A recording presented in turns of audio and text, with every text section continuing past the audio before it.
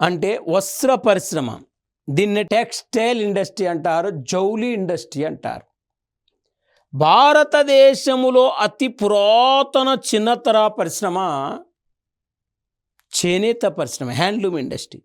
భారతదేశంలో అతి పురాతన పెద్దతర పరిశ్రమ వస్త్ర పరిశ్రమ. అంటే ఒక వస్త్రాన్ని తయారు చేయటంలో 2 రకాలు ఉంటాయి.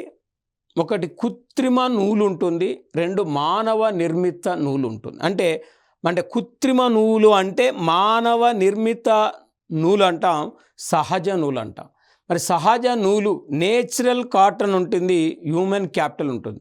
ఇక్కడ కృత్రిమ నూలు మానవ నిర్మిత నూలు అంటే ఏమొస్తుందంటే టెర్లిన్ కానీ, డెకరాన్ కానీ, నైలాన్ కానీ, రేయాన్ కానీ, పాలిస్టర్ కానీ ఇవి కృత్రిమ నూలు కిందికి వస్తాయండి.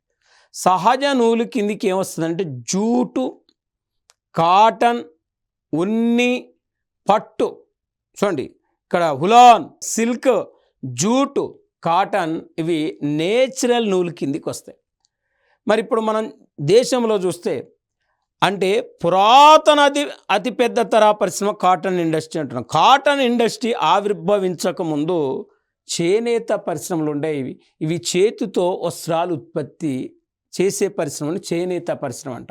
ఎప్పుడైతే ఇంగ్లాండ్ దేశంలో పారిశ్రామిక విప్లవం వచ్చిందో, ఈ పారిశ్రామిక విప్లవంలో భాగంగా నూలు ఒడికే యంత్రాన్ని కనుక్కున్నారో అప్పుడు ప్రపంచ దేశాల్లో కాటన్ ఇండస్ట్రీ అనేది బయలుదేరింది.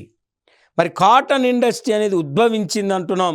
ఇలా వాస్తవానికి ప్రపంచంలో కాటన్ పరిశ్రమకు నిలయంగాంచిన ప్రదేశం అంటే కాటన్ పరిశ్రమలో ప్రసిద్ధిగాంచిన నగరం ఏంటంటే ఇంగ్లాండ్ దేశంలోని మాంచెస్టర్. ఇంగ్లాండ్ దేశంలోని మాంచెస్టర్ని కాటన్ పరిశ్రమలకు నిలయమైన పరిశ్రమగా మనం పిలుస్తాం.